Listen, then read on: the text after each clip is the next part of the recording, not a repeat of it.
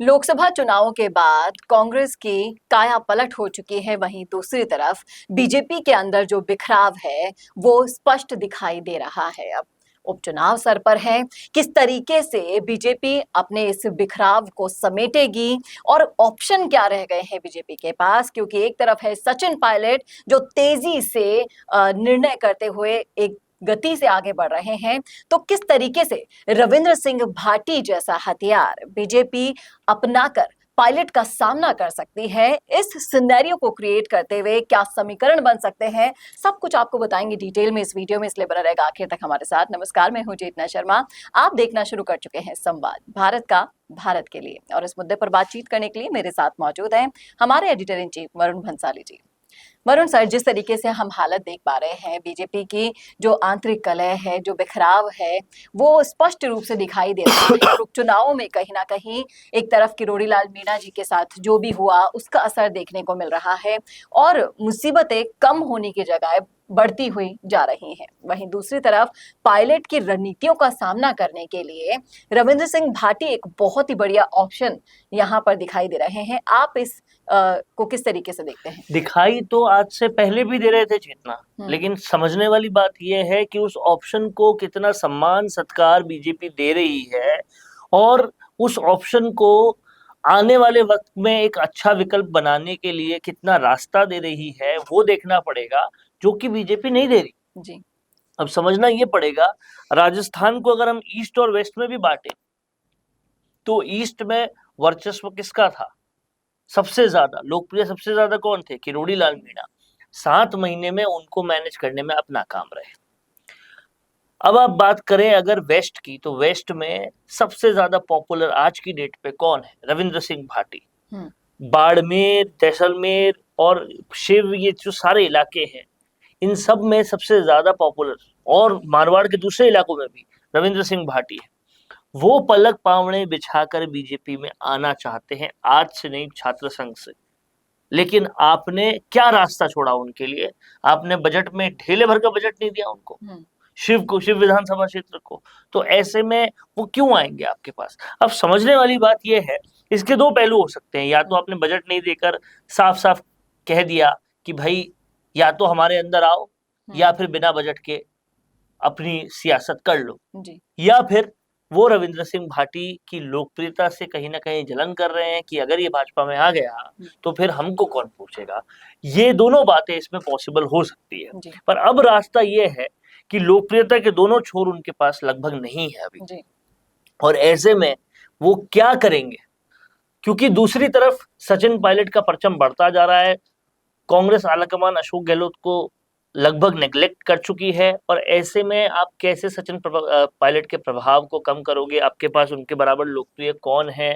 प्रधानमंत्री मोदी को हर बार तो आप हथियार बना नहीं सकते, और अगर उनको बना भी लेंगे तो उनकी भी लोकप्रियता में बहुत जबरदस्त तरीके से अभी गिरावट देखी गई है। तो नेशनल स्तर पर वो गिरावट है, लेकिन राजस्थान स्तर पर आएंगे तो फिर बीजेपी के तरफ जो और गुस्सा है वो भी नजर आएगा।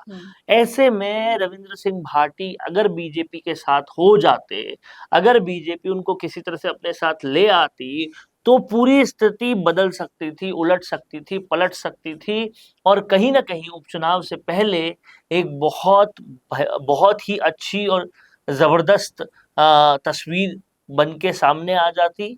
और उसके बाद अगर कैबिनेट रिशफल में रविंद्र सिंह भाटी को कोई सम्मान भी देते, किसी तरह की कोई पोस्ट भी देते, तो शायद और बढ़िया होता, और अच्छा होता, और जबरदस्त होता। लेकिन अब देखने वाली बात यह होगी कि बीजेपी, क्योंकि उपचुनावों की तारीख लगभग अक्टूबर से पहले नहीं आएगी, उससे पहले अगर बीजेपी कोई कोर्स करेक्शन कर लेती है, जो कि इनको लगभग करना ही पड़ेगा, तो कहीं ना कहीं उपचुनाव में रिजल्ट सुधरने की उम्मीद है। नहीं तो सबसे बड़ा सवाल या निशान लगेगा उस एक्सपेरिमेंट पर जो बीजेपी के आलाकमान ने किया था कि एक कार्यकर्ता को मुख्यमंत्री बनाते हैं, वसुंधरा राजे को साइडलाइन करते हैं, और अगर ये सब नहीं होता तो वसुंधरा राजे को साइडलाइन करना बीजेपी को बहुत भारी पड़ जाएगा। लेकिन आप जिस तरीके से राजस्थान की राजनीति को हालिया दिनों में ऑब्जर्व अगर कर रहे हैं तो एक बात निकल कर सामने आ रही है कि किरोड़ी लाल मीणा ने इस्तीफा तो दे दिया, लेकिन उस इस्तीफे को मंजूर किया गया नहीं किया गया ये खुलासा नहीं हुआ। पूरा बजट सत्र निकल गया, विधानसभा का कोई खुलासा नहीं हुआ। विपक्ष भी इंतजार कर रहा है, लोग भी इंतजार कर रहे हैं। उसी बीच आपका एक बहुत बड़ा स्तंभ कमजोर कर चुके हैं आप, और फिर उपचुनाव में जो सीटें हैं वहां पर अगर आप कुछ कर सकते थे तो इनके भरोसे कर सकते थे, लेकिन वो भी अभी तक अधर झूल में लटक रहा है मामला। देखिए, बार बार लगातार राजस्थान भाजपा ने ये दिखा दिया, बता दिया, समझा दिया कि वो पूरी तरह से नाकाम है किरोड़ी लाल मीणा को समझाने के लिए, और इसलिए हालिया में मुख्यमंत्री भजनलाल शर्मा ने मुलाकात की थी जेपी नड्डा से, और उनसे उस मुलाकात में संभवतः यही रिक्वेस्ट की थी कि किसी तरह से आलाकमान हस्तक्षेप करे और किरोड़ी लाल मीणा को मनाए, क्योंकि कई दिन बीत गए, वो ना तो अपने विभाग में जा रहे हैं, ना विधानसभा में आ रहे हैं। ऐसे में बीजेपी को घेरने के लिए कांग्रेस के पास सब तरीके हो चुके हैं, और उपचुनावों से पहले बीजेपी की हालत अभी पतली दिखाई दे रही है। ऐसे में अब बीजेपी क्या करेगी क्या नहीं, ये वाकई भविष्य के गर्भ में है। जी, ये सवाल तो खड़ा होता ही है। जिस तरीके से उपचुनावों को लेकर उत्साहित नजर आ रही है, जनता भी उत्साहित है। मैं हमारे व्यूअर्स के कमेंट पढ़ती हूँ, लोग बदलाव चाह रहे हैं। उपचुनाव में जिस तरीके से बीजेपी अपनी साख बचाने की कोशिश कर रही है, दूसरी तरफ कांग्रेस का पलड़ा वैसे ही भारी रहा है उपचुनावों के, अगर आप इतिहास को उठाकर देखेंगे। और अभी आने वाले जो उपचुनाव है उसके लिए भी कांग्रेस की तैयारी जबरदस्त दिखाई दे रही है। वहीं दूसरी तरफ बीजेपी अपनी आंतरिक कलह और बिखराव से बाहर निकल कर नहीं आ पा रही है, जो एक बहुत बुरा संकेत है। उपचुनावों को लेकर भी देखना वाकई में दिलचस्प होगा कि किस तरीके से कोर करेक्शन का जिसका वेट चल रहा है वो करेगी आलाकमान। किरोड़ी का मनाना, भाटी का साथ, ये सारे उपक्रम अपनाकर बीजेपी कहीं ना कहीं उपचुनाव में ये साबित करना चाहती है कि नहीं, वो अभी भी जनता के दिलों में है। लेकिन अभी से 5 साल बाद की जो तस्वीर है वो अगर आप देख पा रहे हैं तो उसमें बहुत ही ज्यादा नेगेटिव पॉइंट्स में जाती जा रही है बीजेपी। आप क्या सोच रहे हैं? क्योंकि भजनलाल सरकार नाकाम होती हुई नजर आ रही है हर देखिए, पहलू न पर। सिर्फ ये पॉलिटिकल पहलू, बल्कि आप दूसरे पहलू भी देखिए कि जिस तरीके से अतिक्रमणों पर कार्रवाई हो रही है, उससे भी कहीं ना कहीं लोग काफी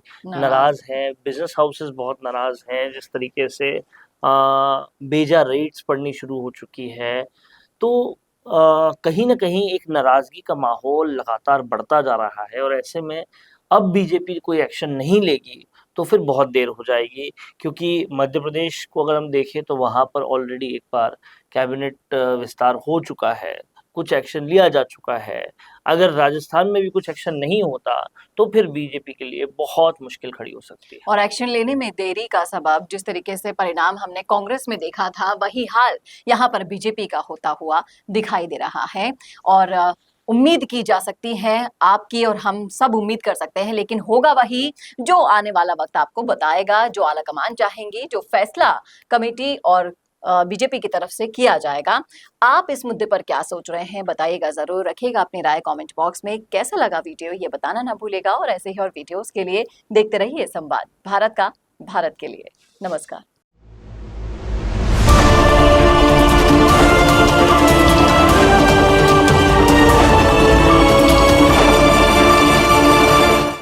Attention, attention. Do you want to make your promotional headline news? Introducing a game-changing service. I am Varun, your go-to actor for creating impactful promotional breaking news spokesperson video to engage your audience at maximum. I specialize in dynamic, attention-grabbing breaking news videos that deliver your message with images, videos, logos, dynamic backgrounds, and suitable attires. Whether it's a product launch, a special offer, or a brand announcement, all will be done according to your needs. But here's the best part. It's not just about the visuals. It's about everything from idea to script, shoots to edit, and last but not the least, delivering quality video on time. Don't miss out on this exclusive opportunity. Book my gig now on Fiverr and let's make your promotion go viral.